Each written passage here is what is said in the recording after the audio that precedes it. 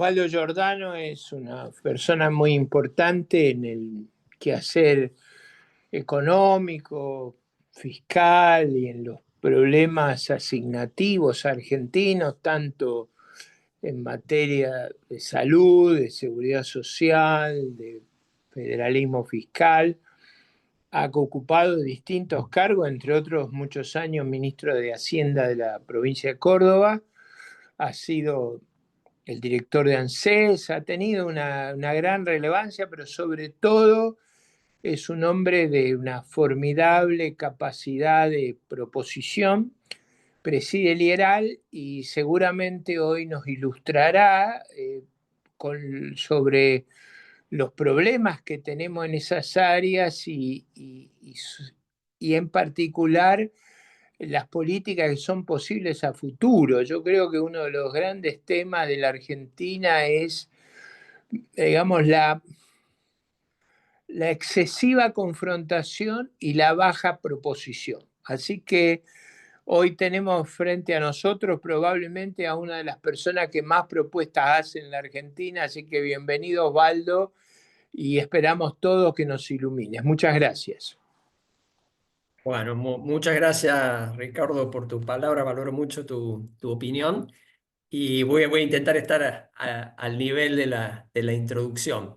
Si les parece, voy a arrancar compartiendo pantalla con una presentación que brevemente trata de resumir esto que es tan amplio. No sé si ya se está viendo. Sí, federalismo fiscal. Perfecto. Bueno,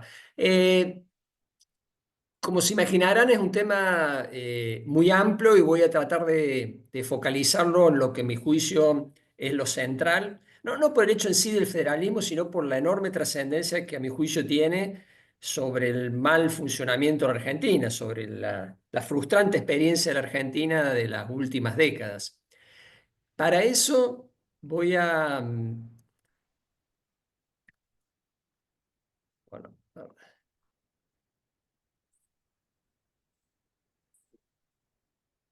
no logro pasar la...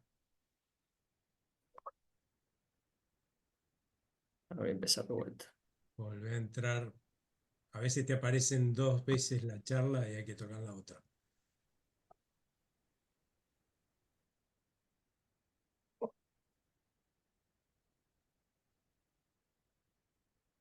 ¿Ahora se ven?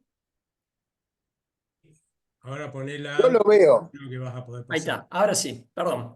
No, les decía, en realidad lo que voy a hacer es aprovechar las principales conclusiones o los principales contenidos de un libro que escribimos en la época de la pandemia con dos colegas, Carlos Egiaro y Jorge Colina, en relación a tratar de entender por qué funciona tan mal el Estado en la Argentina y todas las malas consecuencias que tiene el mal funcionamiento del Estado.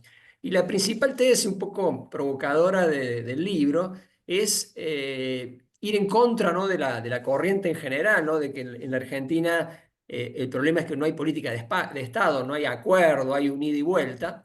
En realidad, en términos de organización y funcionamiento del Estado, si uno mira lo que pasó en las últimas décadas, uno lo que encuentra es una gran continuidad, independientemente de quién tenía el poder en su momento. Pensemos que antes del 83 era la alternancia entre gobiernos militares y democráticos. Bueno, luego del 83 han pasado gobiernos de distinto signo político, de distinto sostén ideológico.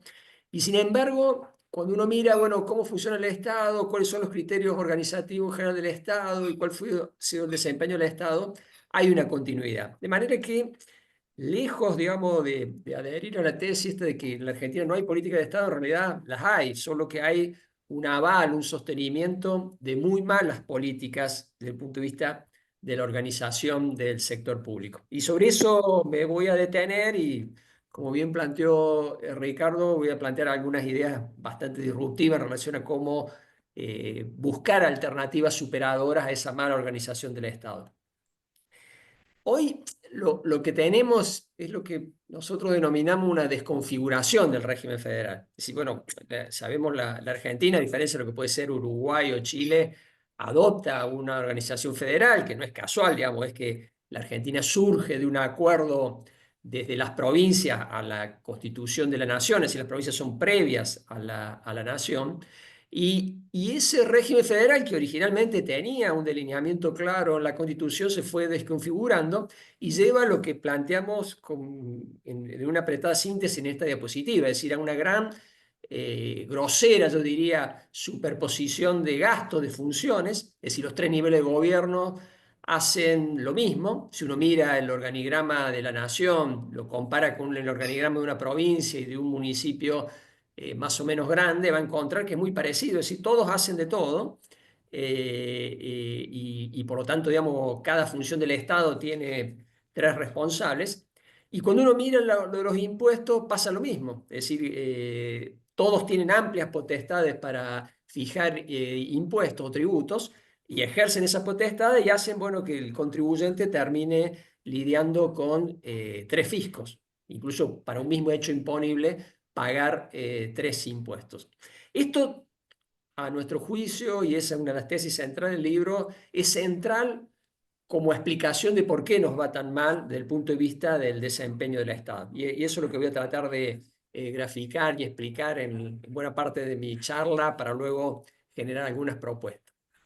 Desde el punto de vista de los impuestos, es decir, ¿qué implica tener impuestos superpuestos? Por ejemplo, el principal impuesto en la Argentina y en cualquier parte del mundo, que es el impuesto a las ventas, en la Argentina implica tener el IVA a nivel nacional, tener ingresos brutos a nivel provincial y tener tasa municipal a nivel de cada municipio. Entonces, si yo voy y compro un kilo de helado acá en la esquina de mi casa, en Córdoba, y bueno, tengo el IVA, es 21%, ingresos brutos, tal vez depende del tipo de negocio, pero una de esas 5%, y tengo una tasa municipal que le agrega otros porcentajes. Esa es la configuración de nuestro sistema impositivo, que es muy particular y muy distinta a la que podemos encontrar en otros países. Lo mismo me pasa, bueno, con mis bienes. Por tener un auto y una casa, bueno, pago bienes personales a nivel nacional, pago impuesto inmobiliario provincial y municipal, y por el auto pasa lo mismo. Esta configuración del sistema tributario tiene consecuencias, y no es neutral desde el punto de vista del funcionamiento de la economía el tener superpuestos los impuestos. Por un lado, implica escalar los gastos administrativos. Si tenemos tres administraciones tributarias en lugar de una, tenemos, y desde el punto de vista del contribuyente, tiene que lidiar con tres estados. Si no paga un impuesto todos los meses, por ejemplo, por vender helado, sino que paga tres impuestos por vender el mismo kilo de helado. Eso es, desde el punto de vista de la eficiencia, una dificultad importante, ¿no? El hecho de que administrativamente, burocráticamente, escalemos los gastos por tener tres en lugar de uno.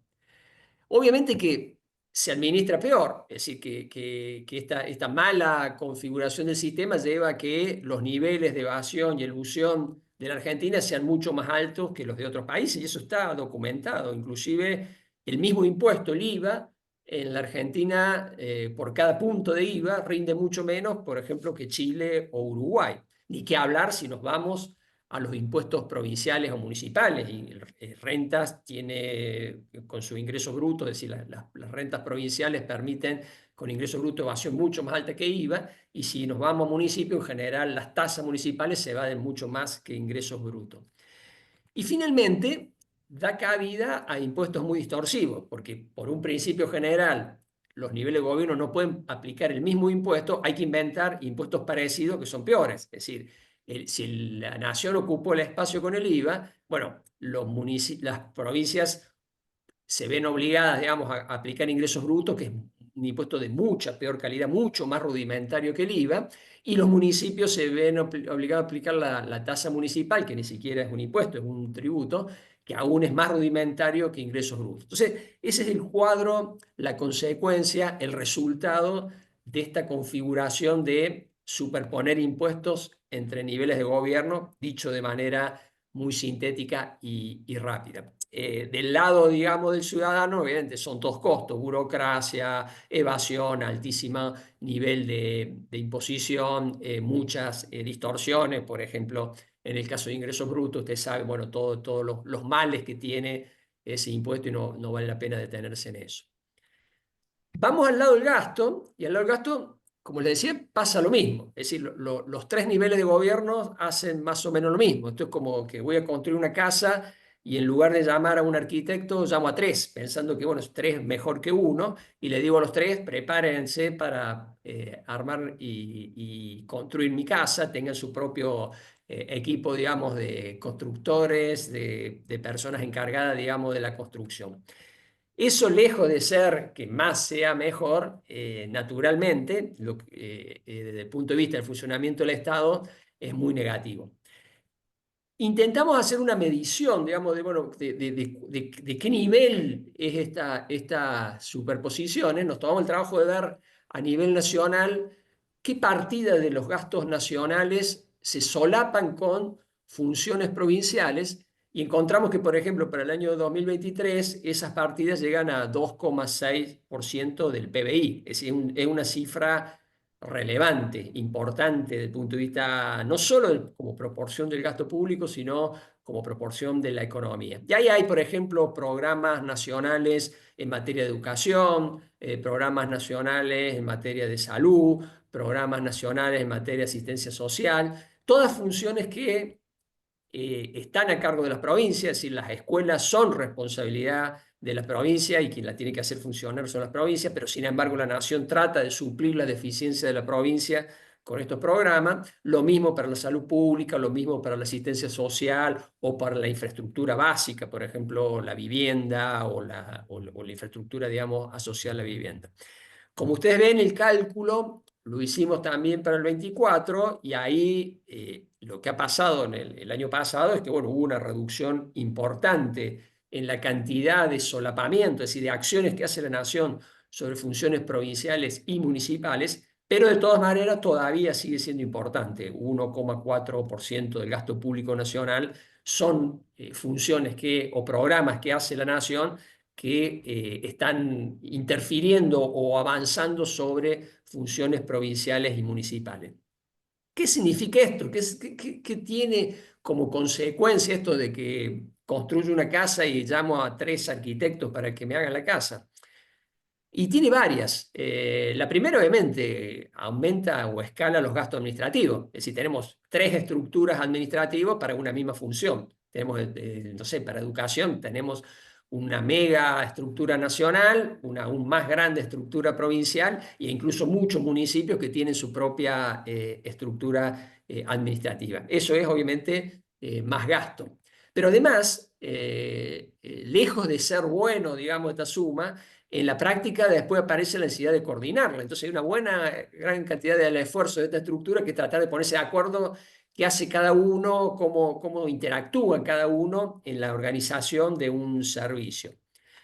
De esa superposición se generan incentivos extremadamente perversos. Eso lo puedo contar, digamos, desde mi experiencia como funcionario de una provincia, porque genera, digamos, un incentivo muy malo en los funcionarios, sobre todo locales, por ejemplo, de las provincias, de que en lugar de estar concentrados en lo que se deberían concentrar, que es gestionar bien los recursos que disponen dentro de su jurisdicción, están más preocupados para ver, bueno, qué consiguen a nivel nacional de ayuda para reforzar sus presupuestos. Y entonces uno podía ver, ¿no?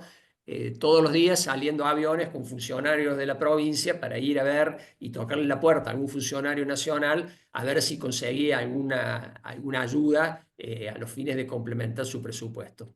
Eso, además, esa cola, ¿no?, de funcionarios provinciales a nivel nacional es muy tentador para un funcionario nacional el decir, bueno, ¿cómo distribuyo esa ayuda? Porque es totalmente discrecional y, bueno, a los amigos o a los que se subordinan le doy más, a los que no le doy menos. Eso lleva un manto de discrecionalidad, en general, donde reparte libros, construye hospitales o ayuda, digamos, a distribuir planes sociales. El gobierno nacional es totalmente discrecional, no hay ninguna regla, digamos, establecida, con lo cual potencia, digamos, los efectos negativos.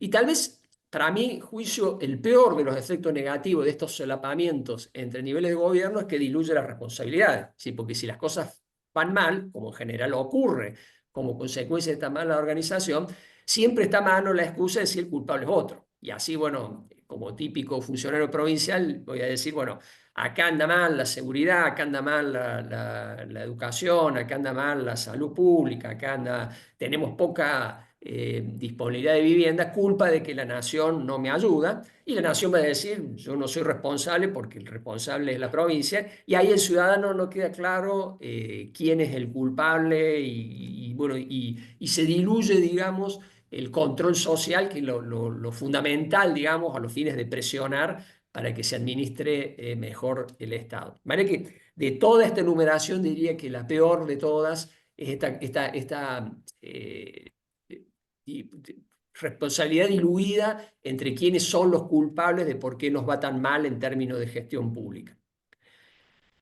En función de todo esto, dicho de manera muy rápida, si el problema es esta desconfiguración, bueno, a ver, deberíamos buscar una manera de reconfigurar, es decir, buscar un esquema más racional de organización del Estado. Y en ese sentido, la Constitución nos da algunas pistas, es decir, la primera opta por un régimen federal con algún criterio bastante descentralizado, bastante centrado, ¿no?, en las provincias y bastante restrictivo en las funciones nacionales, pero es cierto también que la Constitución, sobre todo con la última reforma, generó zonas de ambigüedad que dieron pie, creo, y contribuyeron a potenciar esta desconfiguración. Ahora, esas zonas de ambigüedad son también oportunidades, porque si uno las toma, esas ambigüedades, con un criterio de racionalidad, decir, bueno, a ver, somos un país federal centrado en las provincias, tenemos ambigüedades, bueno, ordenemos, digamos, tanto los impuestos como las funciones que estén ambiguamente definidas en la Constitución con un criterio racional, y vamos a tener un Estado mejor organizado, menos burocrático, con mayor transparencia y mayor claridad de quiénes son los responsables de cada cosa. Con ese espíritu, nosotros no solo lo planteamos en el libro, sino que lo venimos trabajando y lo seguimos trabajando al tema. Decimos, bueno, habría como primer paso ordenar las funciones, y allí yo creo que el criterio debería ser que delimitemos claramente y con la mayor precisión posible qué se hace cargo cada nivel de gobierno, de manera que no haya esto de que todos hacemos de todo, sino que cada uno tenga claro, cada nivel de gobierno tenga claro qué tiene que hacer y tenga que rendirles cuenta a los ciudadanos de los resultados de la gestión que hizo en esas funciones. Y por otro lado, en materia tributaria lo mismo, es decir, en lugar de tener 3 impuestos para lo mismo, unifiquemos impuestos y tendamos a que cada nivel de gobiernos se haga cargo de decirle a sus ciudadanos que para darle estos servicios, para hacer estos gastos, tiene que el ciudadano pagar estos impuestos. Lo que técnicamente se denomina la correspondencia fiscal, o que el que gasta tiene que también pensar en recaudar. Algo bueno que en la teoría de la finanza pública está muy aceptado, digamos, como un principio muy disciplinador de la función del funcionamiento del Estado, y que en nuestro caso está tremendamente diluido, porque en general el que gasta no recauda y eso genera incentivos muy malos. Si aceptamos esto, de cómo encarar el ordenamiento de función y cómo encarar el ordenamiento de tributos, podemos imaginarnos un Estado distinto, más consistente con el espíritu original, sobre todo de la Constitución, que apuntaría más o menos a esto. En términos de funciones, deberíamos tener claro que lo mejor es que el Estado Nacional asuma lo que son funciones interprovinciales. Obviamente, por ejemplo, las relaciones internacionales, la seguridad, el orden macroeconómico, la infraestructura interprovincial, es decir, obras que involucran a más de una provincia, las universidades, porque bueno, hay una tradición de que la nación las tenga, y la seguridad social. Esos deben ser temas directamente responsabilidad del Estado Nacional, que el Estado Nacional cuente con los recursos para cumplir con estas funciones y que les rinda cuenta a los ciudadanos por lo bueno o lo malo que haga en estas distintas áreas. En el resto de las funciones del Estado, que son la mayoría, pensamos en un esquema como el que sigue, y estoy hablando, por ejemplo, de la educación básica, de la salud pública, de la vivienda, urbanismo, de la seguridad, de la asistencia social. Como cuestión medular, pensar en que cada provincia incluido la ciudad de Buenos Aires, debe hacerse cargo de estas funciones, para lo cual tiene que tener los recursos, y hacer una gestión integral. Es decir, la provincia es responsable, es la dueña, digamos, de las escuelas, es la que contrata a los docentes y es la responsable de gestionar la educación. Y lo mismo con un hospital, y lo mismo, digamos, con todo lo que es en materia, por ejemplo, de urbanismo o de seguridad o de asistencia social. Es cierto que somos un país y que por lo tanto es necesario algunos criterios de homogeneización, de integración, los llamamos ahí de planificación, y para eso están los consejos federales, es decir, organismos obviamente mucho más pequeños que un ministerio nacional, que aglutina, digamos, la responsabilidad a los responsables de cada una de estas áreas a nivel provincial con un funcionario nacional y coordinan. Por ejemplo, si estamos hablando de educación, bueno, que los planes de estudio tengan criterios de homogeneidad para que, bueno, si uno se cambia de provincia no sea un dolor de cabeza, o para que en materia de salud pública haya esquemas coherentes, digamos, por ejemplo, de medidas de prevención. Pero no mucho más que eso, es decir, una organización general de armonización, de integración, pero la responsabilidad es fundamental desde el punto de vista de la gestión y por lo tanto de hacerse cargo de rendirle cuentas a sus ciudadanos debería ser integralmente de las provincias y la ciudad de Buenos Aires y terminar con esta excusa de que si funciona mal la culpa es que la nación no me ayudó. Y en ese sentido, entendemos que sería un rol muy importante del Estado Nacional lo que ahí llamamos control de calidad, es decir, generar indicadores que ayuden a los ciudadanos de cada una de las provincias a tener un mejor conocimiento, una evaluación más objetiva de los servicios que produce la provincia. Por ejemplo, en materia de educación, donde más claro, bueno, las mediciones de rendimiento educativo, o en salud pública, bueno, indicadores de calidad de salud pública o de seguridad. Eso sí, nos parece que sería un aporte fundamental, digamos, de la nación, y yo creo que buena parte, digamos, de la estructura nacional se debería migrar a este tipo de agencias de generación de indicadores de la calidad de los servicios que brinda el Estado, porque ayudaría mucho al control social, es decir, que los ciudadanos de la provincia no solo tengan la percepción individual de qué hace su gobernante en los servicios que le da directamente, sino que tenga parámetros de referencia. Y eso pega mucho, y lo digo también como experiencia, ¿no? Nosotros que somos como cordobeses nos comparamos mucho, por ejemplo, con Santa Fe, y bueno, si hay alguien por arriba, ¿no?, que tenga indicadores que nos permita comparar la educación de Córdoba con la de Santa Fe, dos provincias bastante parecidas, bueno, si te va bien, vas a apoyar a tu gobernador. Si ves que tu indicador va mal, bueno, esa va a ser un tirón de oreja para que el gobernante aspire, digamos, a la mejora. Este mapeo, digamos, de distribución de funciones, entendemos, ayudaría mucho a tener mejores incentivos desde el punto de vista de la gestión, tanto a nivel nacional como provincial, y por lo tanto a una mejor gestión de los fondos públicos y por lo tanto de mejores resultados en términos de cantidad y calidad de los servicios que brinda el Estado. En materia tributaria, obviamente son temas distintos a los de funciones, pero la lógica es la misma. Partimos, digamos, de que en lugar de tener una mega coparticipación donde, bueno, se centralizan todos los recursos y de ahí luego, vía coparticipación, bajan a las provincias de acuerdo a un esquema muy confuso, arbitrario, poco transparente, que es la coparticipación, partir como principio general en sustituir esa distribución de recursos por una distribución de potestades tributarias. Es decir, que cada provincia tenga los impuestos que le va a cobrar a sus ciudadanos que le permita cubrir todos sus gastos. Y ahí lograr esa correspondencia entre funciones y tributos, digamos, a cargo y fuentes, digamos, de financiamiento para cubrir esas funciones. Un esquema como este se puede lograr de distintas maneras. Nosotros nos inclinamos por este, pero insisto, hay muchas variantes que podrían hacerse en relación a esto. Este que le hemos hecho varias aproximaciones numéricas y las seguimos trabajando de cómo configurarlos, el que muestro en esta diapositiva, es decir, que Nación se quede con el 100% de impuesto a las ganancias, obviamente con las cargas sociales y la aduana, que las provincias se financien fundamentalmente con un IVA que absorbe ingresos brutos y tasas municipales, lo que se hizo un poco conocido en la prensa como un super IVA, es decir, un IVA que absorba todos los impuestos al consumo unificados, con todas las ventajas, ¿no?, que tiene el IVA respecto a ingresos brutos y tasas municipales, y que esto se distribuya en las provincias en función del valor agregado de cada provincia. Eso sería un incentivo muy importante, ¿no?, que el gobernador sepa que su fuente de financiamiento es que haya mayor valor agregado en su provincia, y no como ahora, ¿no?, que la plata le llega del cielo por la coparticipación y por lo tanto le importa poco o nada cuánto valor agregado se llega a la provincia, ni qué hablar de cuánta evasión hay en la provincia. A partir de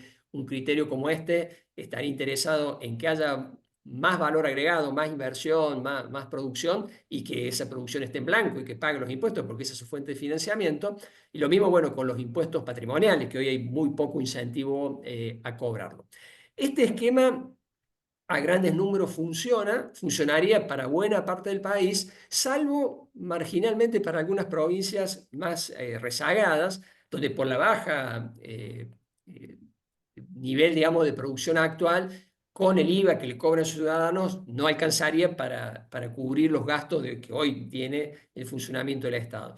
Para esa parte del país, que es una parte, insisto, menor en términos de tamaño, estamos hablando no más del 20% del país en términos de población o en términos de PBI, prever una especie de fondo de convergencia, fondo de mantenimiento, digamos, de los recursos, para no entrar en una situación de colapso que sería muy...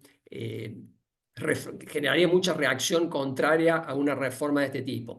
Pero insisto, lo importante es cambiar la lógica de que en lugar de que todos los recursos se centralicen y luego se distribuyan, el principio general es que los recursos de cada provincia quedan en la provincia. Con eso, para, digamos, el 80-75% del país, la cuestión funciona. Me queda algo marginal, 20-25% del país, donde a los recursos que genera cada provincia hay que complementarlos con un aporte solidario de todo el país hacia esa región, que además debería ser un aporte no como la coparticipación, que es un cheque en blanco y que induce, digamos, a que los gobernadores lo usen para clientelismo, para más empleo público, para más eh, eh, compra, digamos, de votos, que esa transferencia sea sujeta a un compromiso de la provincia, del gobernador, a mantener un criterio, digamos, de responsabilidad fiscal, en el sentido de que no sea usado para expansión del empleo público, sino para financiar un plan de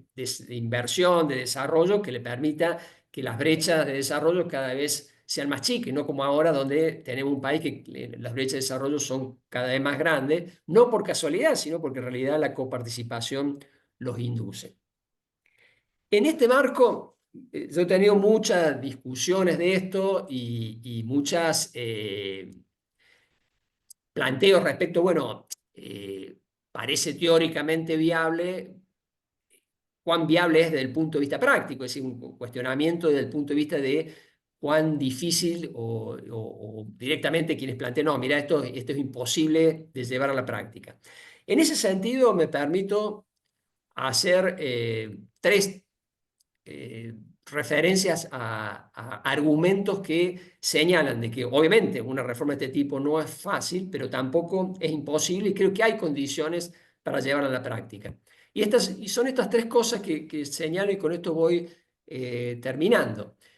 Primero, por ejemplo, en términos de unificación de impuestos, ya se ha hecho una experiencia de unificación de impuesto nacional, provincial y municipal para los pequeños contribuyentes. Le iniciamos justamente en Córdoba, donde en base a un diálogo con el gobierno nacional, que era un gobierno de otro partido, y con una gran cantidad de gobiernos municipales, que naturalmente ahí había una heterogeneidad política mucho más grande, ¿no? Desde derecha e izquierda había intendentes de todos lados, ponerse de acuerdo en decir, mira, los pequeños contribuyentes, en lugar de cobrarle 3 impuestos, que era a nivel nacional el monotributo, a nivel provincial el ingresos brutos, a nivel municipal la tasa, cobremos uno.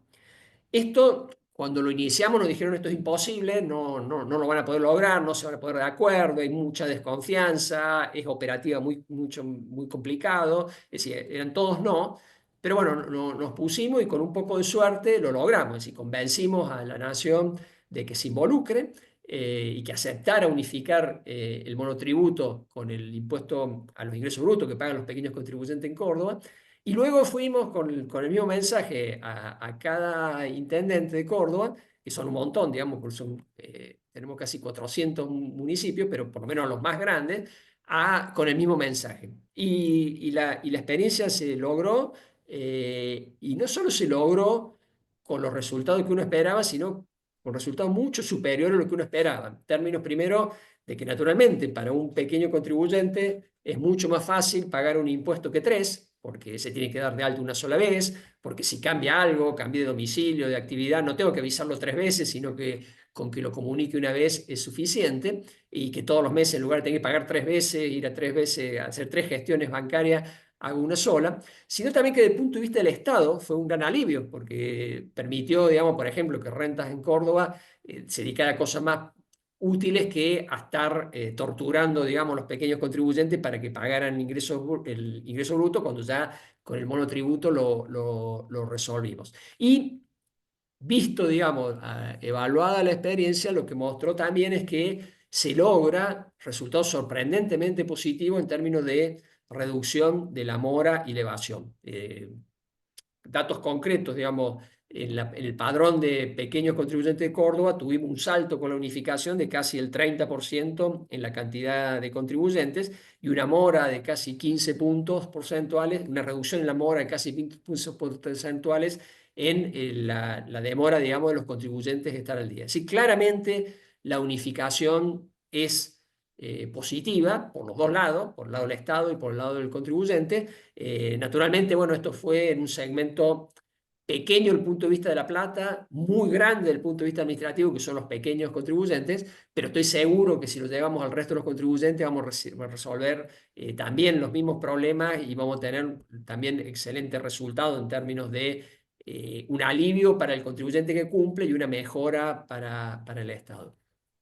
Segunda evidencia de que esto se puede hacer es que Brasil lo está haciendo. Brasil tiene un problema parecido al nuestro, que es un país federal con impuestos similares a ingreso bruto y tasas municipales, con los mismos, digamos, efectos negativos que tiene la Argentina. Y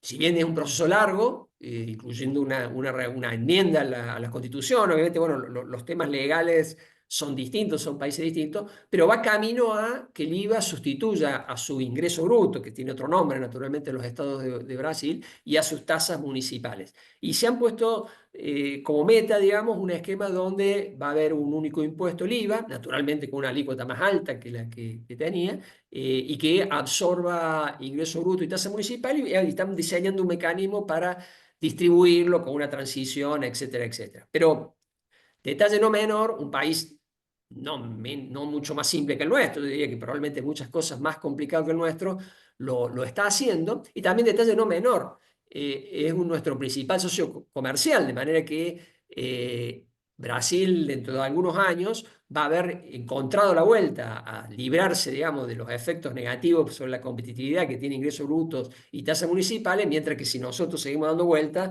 dentro de algunos años nuestro principal socio comercial va a tener otro factor que le beneficia, digamos, en la competitividad y desplaza, digamos, nuestra producción nacional. Y finalmente, y con eso termino, un argumento que también se escucha mucho es que esto no se puede hacer porque la Constitución prevé en la reforma, en la última reforma del año 94, la necesidad de que una reforma sobre la coparticipación demanda, digamos, el aval no solo de la nación y de algunas provincias, sino de todas las provincias. Así que alcanzaría con que una provincia diga que no para que se caiga todo. Y eso está bastante difundido, y creo que no es casual que esté difundido. Yo creo que está difundido por quienes se ven beneficiados por este status quo, que naturalmente a algunos beneficia, pero que si uno mira, lee con detenimiento, digamos, lo que dice la Constitución, no tiene fundamento jurídico. Porque la Constitución lo que habla es que tiene que ser un acuerdo entre las provincias, en ningún momento dice todas las provincias, y si uno indaga un poco más en detalle, hay varios argumentos a favor, en el sentido de que alcanzaría con que una mayoría de provincias, y fundamentalmente que se logre una mayoría en el Senado, alcanza para llegar a un nuevo acuerdo de coordinación que debería ir en la línea de lo que planteé antes, ¿no? Ponernos de acuerdo qué funciones, qué roles va a hacer cada provincia y ponernos de acuerdo qué impuestos va a tener cada provincia para cumplir con esos roles. Eso, como les digo, no está en el texto de la Constitución, si bien tiene cierta ambigüedad, está claro que no habla de todas las provincias. Y además, cuando uno mira, por ejemplo, el debate parlamentario, por ejemplo, encuentra que una parte del debate parlamentario estuvieron discutiendo, bueno, ¿qué pasa si una provincia no adhiere? Es decir, que yo estaba en el imaginario de los constituyentes de que no eran todas, sino que podía ser que no fueran todas y alguna quedara afuera, y lo que se preguntaba era, bueno, ¿qué pasaba con esa provincia? Y ahí hay un debate y hay una disposiciones de la Constitución en relación a qué hacer con la que no acuerden. Naturalmente que si hay alguna que no acuerden, por lo tanto, se puede llegar a un acuerdo mayoritario, pero no unánime, y tiene plena validez constitucional.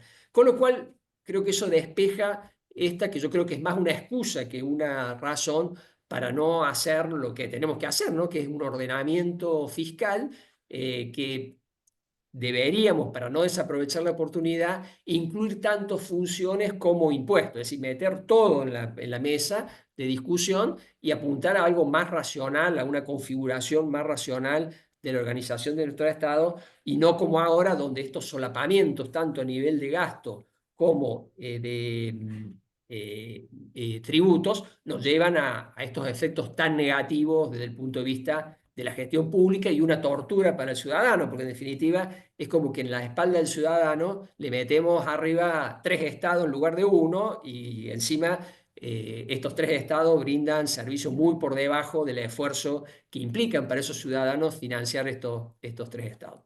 Con esto termino, les agradezco el tiempo y bueno, sé que son ideas algunas un poco disruptivas y polémicas, pero entiendo, digamos, que el nivel de degradación al que hemos llegado amerita, digamos, un cambio así profundo y no cosmético. Ojalá fuera más simple la cosa y no de la complejidad que la tenemos que hacer, pero creo que vale la pena abordarlo. Así que gracias. Gracias, Osvaldo. De todas maneras, empiezo yo para motivar. Yo observo primero una distracción del sistema político de nivel federal, provincial y de los cuerpos legislativos sobre esta temática. Es decir, me parece que hay como una actitud de no avanzar. O sea, yo concuerdo contigo que cuando por 80 años tú sigues un enfoque muy inflacionista de deuda, de emisión monetaria, en realidad no es que te ocurre por accidente, sino hay un consenso.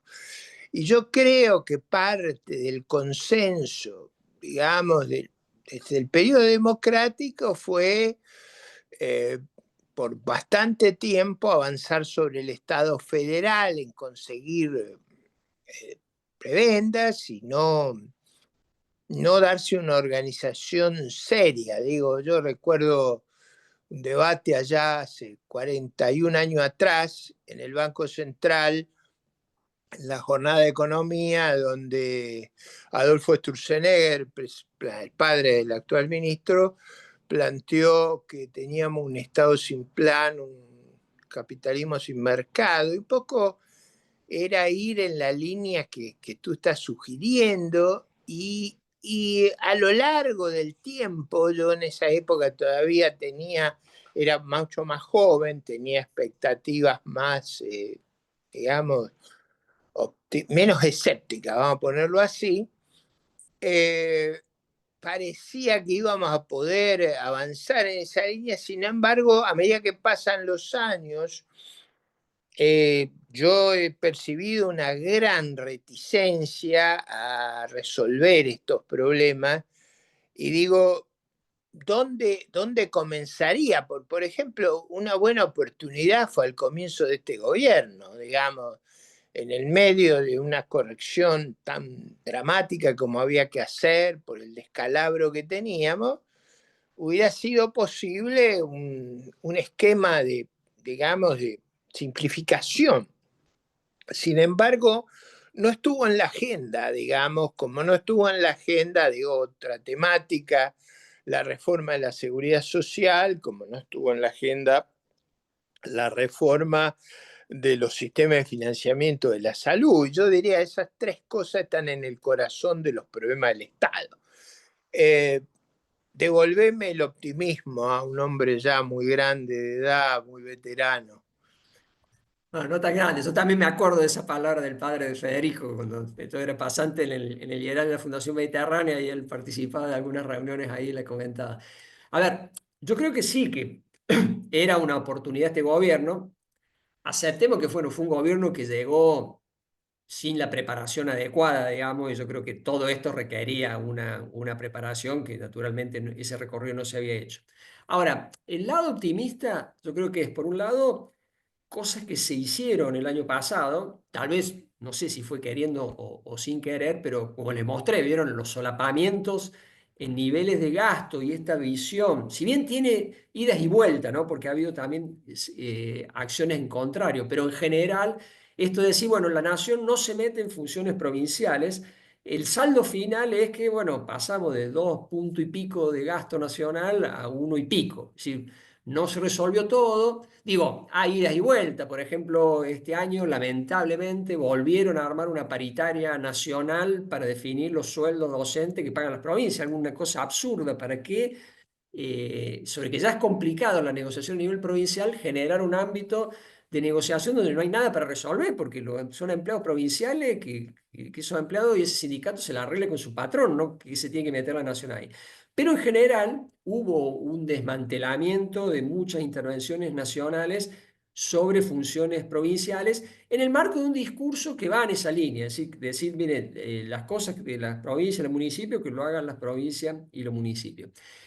Ya no en la acción, pero sí en el discurso, en varios planteos del gobierno, incluso el último presentación que hizo el presidente en el Congreso, bueno, si bien es medio confuso el planteo, habla, ¿no?, de que las provincias tengan la responsabilidad de recaudar los impuestos que corresponden, ¿no? Le dijo competencia fiscal, yo no sé bien qué quiere decir, yo trato de interpretarla tal vez por un exceso de optimismo en que lo que quiso decir es la correspondencia fiscal, es decir, que cada provincia se las arregle y cobre, le diga a su ciudadano, bueno, voy a hacer este gasto, te voy a cobrar este impuesto para financiar este gasto.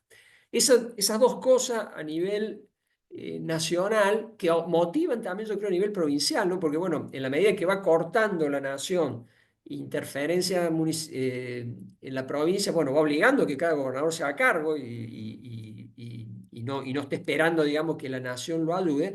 Yo agregaría un tercer factor que me parece muy positivo, que es que ese cálculo nosotros que decimos, bueno, a ver, ¿a cuántas provincias les puede ser atractivo un esquema de vivir con lo suyo, es decir, de cobrar sus impuestos y dejar de depender de la nación? Y yo creo que ha crecido la cantidad de provincias. Bueno, con el petróleo, la minería, el turismo, y uno diga, bueno, realmente provincias que están muy complicadas, digamos, para vivir con lo suyo, no son tantas. Es decir, tal vez el NEA, pero el NOA, por ejemplo, con la minería y el turismo y demás, Salta o el mismo San Juan o, bueno, la Patagonia ni hablar, creo que han pasado bando. Entonces, que esa mayoría que se necesita para decir, bueno, vamos a un esquema de correspondencia fiscal, puede tener más socios ahora que hace tal vez 10 años. Eso también creo que contribuye, digamos, a poner algunas fichitas al optimismo. Por supuesto, problemas hay montones, ¿no? Pero noto que este clima, digamos, que instaló el gobierno nacional, más estas oportunidades que se están generando, son más favorables a que las provincias vean atractivo, sí, ¿y por qué no pensamos un esquema de vivir con lo nuestro, digamos, de que cada uno cobre sus impuestos? En la experiencia, por ejemplo, de Río Negro, ¿no? Diciendo, che, yo peleo por tener las inversiones e integrarme con vaca muerta y demás, me parece que son síntomas que antes no existían y que todos decían, no, mejor vayamos a Buenos Aires a ver qué podemos pescar allá, síntomas de que no, mejor por allí nos va a ir mejor, digamos, si nos independizamos, entre comillas, y intentamos un esquema que dependa más de nosotros. Me llamó la atención, por ejemplo, el gobernador de Córdoba rápidamente, después de lo de la presentación del gobierno de Milei en el Congreso, dijo, bueno, yo estoy dispuesto a discutir un esquema donde Córdoba viva con sus impuestos. Eso yo no lo veía antes y me parece que son signos de optimismo, digamos, o razones del optimismo. Sí, hay un solo comentario más. Yo recuerdo un trabajo de Mediterránea hace varios años donde comparaba que en Chile 40% de la población pagaba impuestos, contribuciones personales, y en Argentina era alrededor del 20%, y en el noroeste y noreste alrededor del 8%.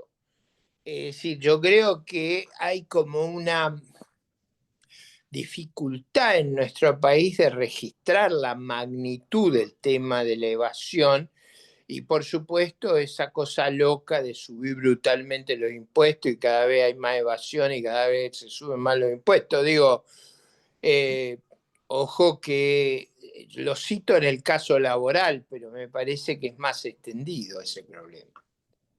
Sí, estoy de acuerdo y como le decía antes, en impuestos como el IVA, que es el mejorcito, digamos, que tenemos en nuestra batería de impuestos, es altísima la evasión y ahí la comparación nos deja muy mal parado con países que aplican el mismo impuesto.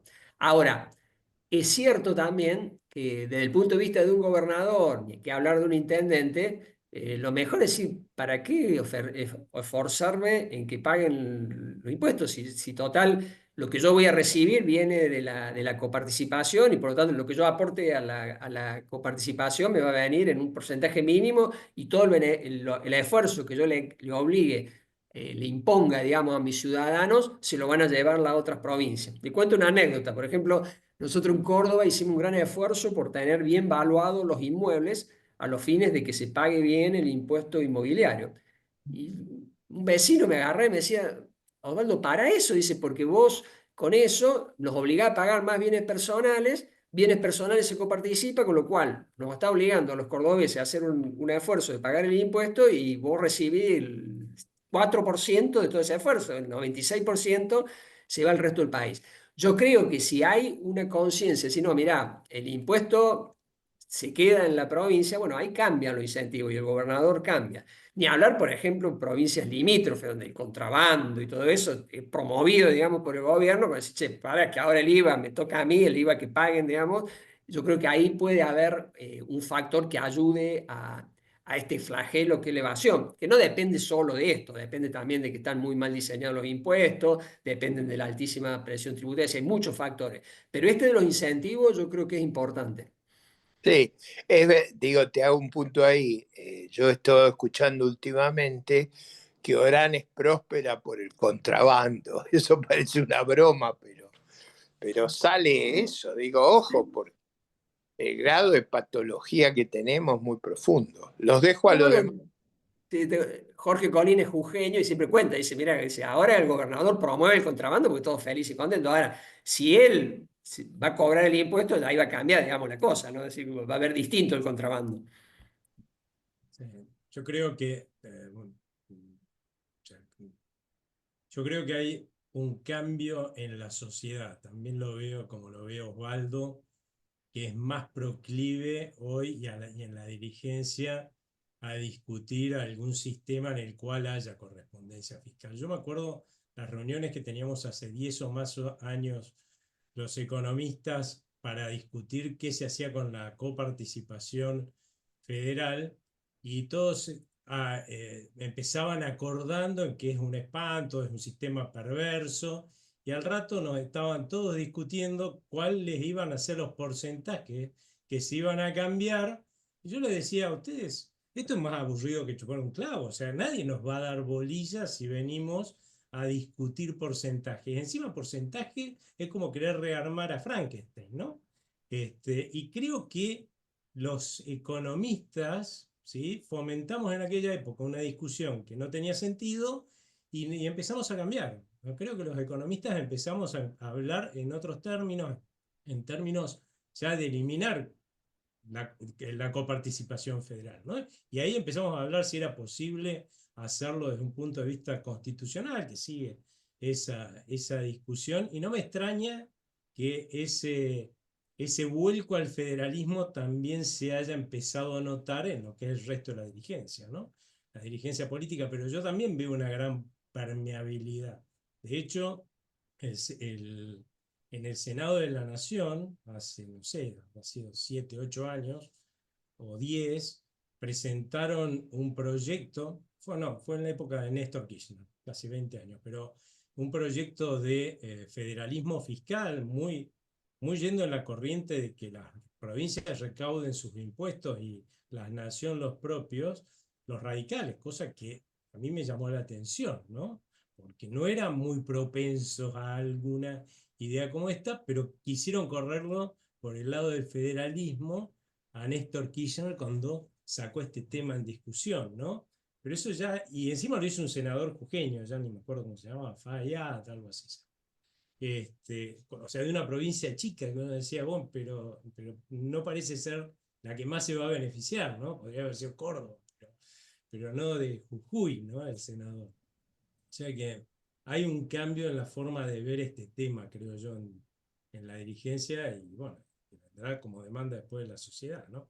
Y yo creo que va a haber esa discusión. Lo que pasa es que con el poder político que tiene este gobierno actualmente es imposible la discusión. Si hubiera sacado esta discusión se lo llevan puesto. Esa es la verdad. Quiero ver qué pasa después de las elecciones, si aquellos que son más razonables sacan la mayor parte de los legisladores y los irrazonables no. Entonces, creo que ahí se va a ver otra discusión de lo que debe ser el sistema impositivo y vamos a ir a un sistema mucho más de federalismo fiscal y vamos a abandonar la coparticipación, de alguna forma. Sí, yo coincido con vos y yo creo que la, la visión, digamos, las ideas que instaló este gobierno van en ese sentido. Las acciones, como les digo, esto de decirle a las provincias no le mando más plata, van en ese sentido. Insisto en estos cambios, no en la estructura productiva de algunas provincias, es decir, la Patagonia, Jujuy con la minería, San Juan, Salta, que eran todas provincias que antes uno decía, no, estos viven de la coparticipación y se aferran a eso y nunca la van a largar. Me parece que ahora hay más chance de convencerlo, ¿no? Y que los opositores acérrimos que no lo va a dar vuelta son menos. Si aceptamos, pues yo creo que legalmente está todo a nuestro favor, en el sentido de que alcanza con una mayoría en el Senado, básicamente, porque ahí es donde está la mayor peso, digamos, de las provincias, así que una mayoría de provincias lo avale, yo creo que es viable y hay condiciones.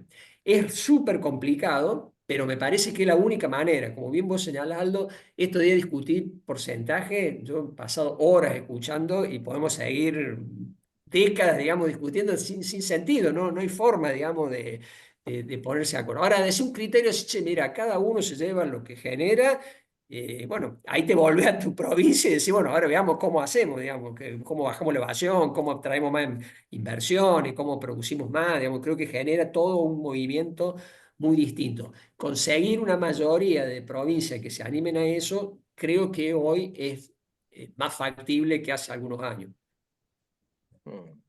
Bueno, en ese sentido, vos, Osvaldo y Colina tenían un proyecto que era disruptivo realmente porque trataba un poco de esquivar el argumento este de que todas las provincias tenían que aceptar, ¿no? Como armar un sistema de federalismo tributario paralelo, ¿no? Si querés explicarlo corto, pero me pareció muy interesante. En realidad es un proceso de maduración. De hecho, de lo que escribimos en el libro a lo que pienso hoy, cambió bastante. Y cambié mucho hablando que a partir del libro bueno, hicimos muchas reuniones, sobre todo con abogados constitucionalistas, y ahí nos fueron bajando las dificultades. Sino que yo creo que había mucho prejuicio, ¿no? en cómo cambiarlo, le dimos varias vueltas. Yo creo que hoy estoy más convencido que antes, la relación que desde el punto de vista jurídico, institucional, e incluso desde el punto de vista político, son menos las dificultades. Yo digo que más ahora estamos tratando de, ojalá lo podamos hacer un estudio de medir, bueno, cómo sería la distribución, supongamos que vamos a este super IVA, ¿no? Un IVA que unifique ingresos brutos y tasas municipales, cómo sería la distribución entre provincias y ver realmente cuántas son las provincias que dirían, no, yo no me conviene, digamos, y ver qué mecanismo se podría hacer. Refinando más la propuesta, creo que se pueden bajar, digamos, los temores. Yo me acuerdo cuando, si bien es una escala totalmente distinta, pero cuando hicimos el monotributo, bueno, por supuesto al principio era todo, no, me va a jorobar, no me animo, no, ¿qué pasa? La soberanía y todo lo demás. Cuando empezaba con datos, mostrar, mirar, convencer, yo creo que ahí se empiezan a bajar la desconfianza, empieza a tomar forma y creo que es factible. Me parece que la clave es aprovechar, yo coincido, esto no se puede hacer antes de octubre, pero digo, aprovechemos el tiempo hasta octubre para convencer a más gente y tener más argumentos como para convencerlo y poder llevarlo a la práctica. Sí, eso yo creo que sería muy importante, porque a mí me parece que más que de poder político, yo diría, si están las ideas, eso tiene espacio para avanzar, aunque el episodio de Bahía Blanca y el renacer del colectivismo después de lo que pasó me pareció muy fuerte. O sea, ¿quién va a pagar esta cuenta? Siempre era otro, nadie. Es decir, toda esta cosa de que ante la menor crisis busquemos que lo pague otro, y no estoy minimizando la crisis, pero digo, la reacción colectiva de quién va a pagar esto es muy impactante, ¿no? Bueno, yo creo que eso forma parte, ¿no? De delinear claramente las responsabilidades. A menor escala se ve, no sé, por ejemplo, recuerdo recibo mucho, ¿no? Los incendios en la Patagonia. Y bueno, no, el culpable es la nación, el culpable es la provincia. Decimos, bueno, claro, mira, pueden pasar cosas, pueden pasar estos desastres. Lo que hay que hacer es preverlos. Bueno, sí, tiene que haber alguien, pero no podemos salir corriendo una vez que pasó el desastre y reclamarle a uno, al otro, se superponen, es un caos, digamos. Decir, bueno, dejemos claro quién es el responsable y después le pidamos que rinda cuentas, digamos, que tenga los Claro. recursos, después rinda cuentas. Pero fíjate, Osvaldo, la inexperiencia. En Valencia ocurrió la riada, que fue un desastre, y fueron al tiempo, al otro día, Pedro Sánchez, el rey, los mataron. Sin embargo, nuestros ministros, incluso los diputados nacionales, iban a ponerse en la foto. Lo lógico ahí es que le deje al Estado Mayor Conjunto, decrete estado de sitio, lo deje coordinar la ayuda, que en general, si no son las Fuerzas Armadas, es muy difícil tener la capacidad de comando, organización y comunicación que ellas tienen, y sin embargo no pudieron evitar ir a mostrarse con la experiencia española, ¿no? Y Sí, fue un sí, horror. y esto de juntar, empecé a juntar colecta, una cosa tan desordenada, caótica, que No, no pero le- digo, cuidado porque todas estas cosas nos revelan el sustrato psicológico que hay detrás, ¿no? Pero bueno, Aldo, yo no sé si hay alguien más que tenga preguntas. No estoy viendo ninguna pregunta. Si no hay Eh, ninguna pregunta, Osvaldo, te agradecemos mucho tu disposición. Ha sido iluminante como todos esperábamos y disruptivo. Y bueno, en el fondo, la propuesta yo la veo como un tema organizativo, que es el gran problema de nuestro Estado, tener una organización racional. Eso, si lo pudiéramos hacer, sería un salto cualitativo. Así que exactamente. muchas gracias por la propuesta. Gracias a ustedes, un muchas gusto y gracias, hasta la próxima. Osvaldo, ¿eh? Chao. Hasta luego. Gracias a Dios. Hasta luego a todos.